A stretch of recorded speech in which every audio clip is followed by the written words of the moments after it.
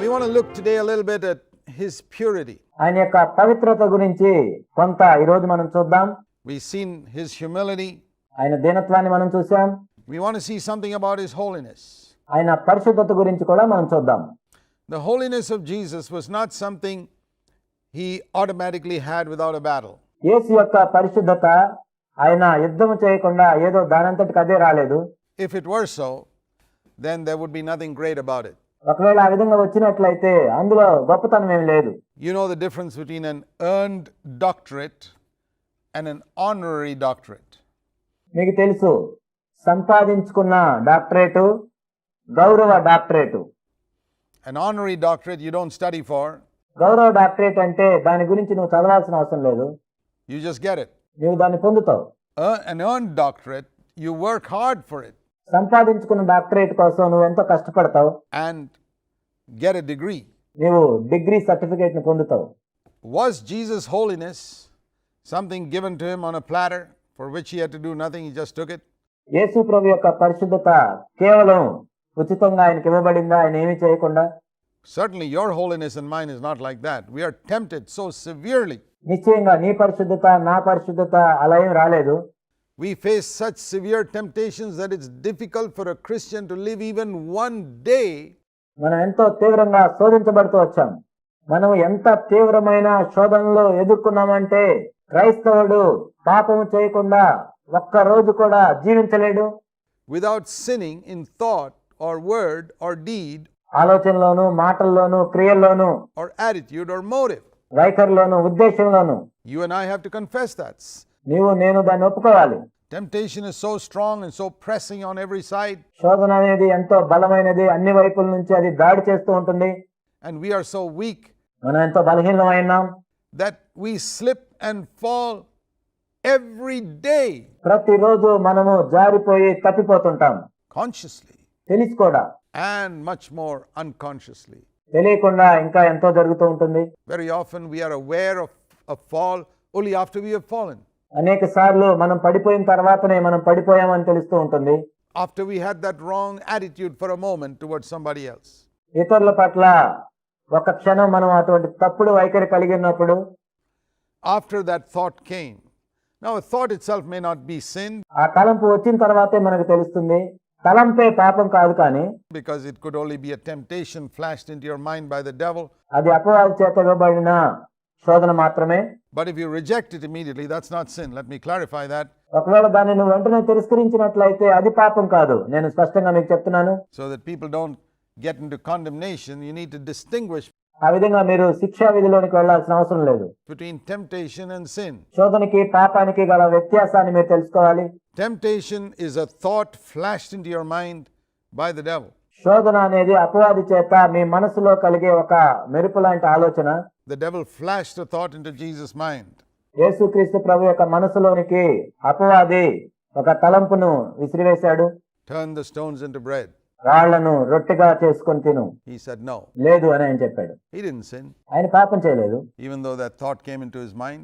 ఆయన మనసులోనికి ఆ ఆలోచన వచ్చినప్పటికీ, Well, thought is like if somebody speaks a word to you, how do you sin there?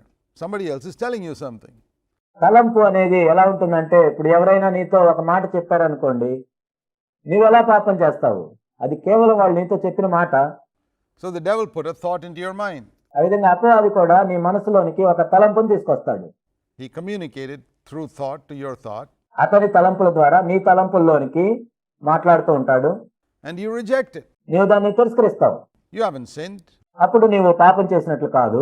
So we need to distinguish between temptation and sin. కాబట్టి శోధనకి పాపానికి మధ్య వ్యత్యాసాన్ని మనం గుర్తించాలి. There has to be, when it is when my mind agrees to that thought that is flashed into my mind, నా మనసులోనికి వచ్చిన ఆలోచనకి నా మనసు ఒప్పుకున్నట్లయితే that I sin. నేను పాపం చేస్తాను. Then I agree. నేను అంగీకరించాను. Then it's like a man and a woman joining together. A conception takes place. ఒక పురుషుడు ఒక స్త్రీ అంగీకరించినట్లయితే, లైంగిక సంబంధం కలిగి ఉన్నట్లయితే, అప్పుడు గర్భము ధరిస్తుంది ఆ స్త్రీ. And sin is born. ఆ తర్వాత పాపం అనేది జన్మిస్తుంది. But if my mind does not agree to that temptation, there is no sin. కానీ ఆ శోధనకి నా మనసు ఒప్పుకున్నట్లయితే అక్కడ పాపం అనేది ఉండదు. 10,000 thoughts may flash through my mind, but I reject them. I don't sin at all. నా మనసులోనికి 10,000 తలంపులు రావచ్చు, కానీ వాటన్నిటిని నేను తిరస్కరించినట్లయితే నేను పాపము చేయని వాడిగా ఉంటాను. Jesus was tempted like us, యేసుక్రీస్తు ప్రభు కూడా మన వలె శోధించబడ్డాడు. with thoughts flashed into his mind, తన మనసులోనికి కూడా శోధనలు వచ్చాయి. but he refused at every point. ప్రతి విషయంలోనూ ఆయన వాటిని తిరస్కరించాడు. And when you and I realize నీవు నేను ఆ విధంగా గుర్తించినప్పుడు how difficult it is, I mean, every honest Christian will admit how difficult it is even to live one single day ప్రతి యథార్థమైన క్రైస్తవుడు ఒప్పుకుంటాడు, ఒక్కరోజైనా ఉదయం నుండి రాత్రి వరకు పాపము చేయకుండా జీవించడం ఎంత కష్టమో. morning till night without sinning in thoughts. తలంపుల్లో పాపం చేయకుండా ఉండటం. Maybe in words we can control ourselves, మాటల్లో మనల్ని మనం నియంత్రించుకోవచ్చేమో, in actions we can, మన క్రియల్లో కూడా మనల్ని మనం నియంత్రించుకోవచ్చు. but not sinning in thoughts కానీ తలంపుల్లో పాపం చేయకుండా ఉండటం, or in attitudes towards anyone, లేక ఇతరుల పట్ల మనం కలిగి ఉండే వైఖరుల విషయంలో, no selfish attitude, or in a motive with which we did something. మనం ఏదైనా చేసినప్పుడు స్వార్థపూరితమైన వైఖరి లేకుండా, స్వార్థపూరితమైన ఉద్దేశం లేకుండా చేయటం It is almost impossible దాదాపుగా ఇది అసాధ్యం. because we're so weak. ఎందుకంటే మనం ఎంతో బలహీనం. And when we see how easy it is to sin in these areas, ఈ విషయాల్లో పాపం చేయటం ఎంత సులభమో మనం చూసినప్పుడు then we see what a miracle it was that Jesus lived 33 and a half years without sinning once in any area. ఏ విషయంలో కూడా ఒక్కసారి కూడా పాపం చేయకుండా యేసుక్రీస్తు ప్రభువారు 33.5 సంవత్సరాలు జీవించాడు. అప్పుడు మనకు అర్థం అవుతుంది అది ఎంత గొప్ప అద్భుతమో అని. Now, if you say that he did that, he lived like that because he had a holiness which was given to him, ఆయన అలా ఎందుకు జీవించాడంటే, అలా ఎందుకు చేశాడంటే ఆయనకు పరిశుద్ధత ఇవ్వబడింది అని మీరు అన్నట్లయితే, it was impossible for him to sin and he had this holiness, and కాబట్టి ఆయన పాపం చేయటం అసాధ్యం, ఆయన పరిశుద్ధతను కలిగి ఉన్నాడు, so he just lived, then of course కాబట్టి ఆయన జీవించగలిగాడు అని మీరు అన్నట్లయితే, he's no example for us because you and I don't have that type of thing. ఆ విధంగా అయినట్లయితే నీకు నాకు ఆయన మాదిరిగా ఉండలేడు. ఎందుకంటే ఆయన కలిగి ఉన్నది మనం కలిగి లేం కాబట్టి. He can never say to any of us, follow me. నన్ను వెంబడించుడు అని ఆయన మనలో ఎవరికి చెప్పలేడు. He has to say to us, admire me. నన్ను అభినందించండి అని మాత్రమే చెప్పగలడు.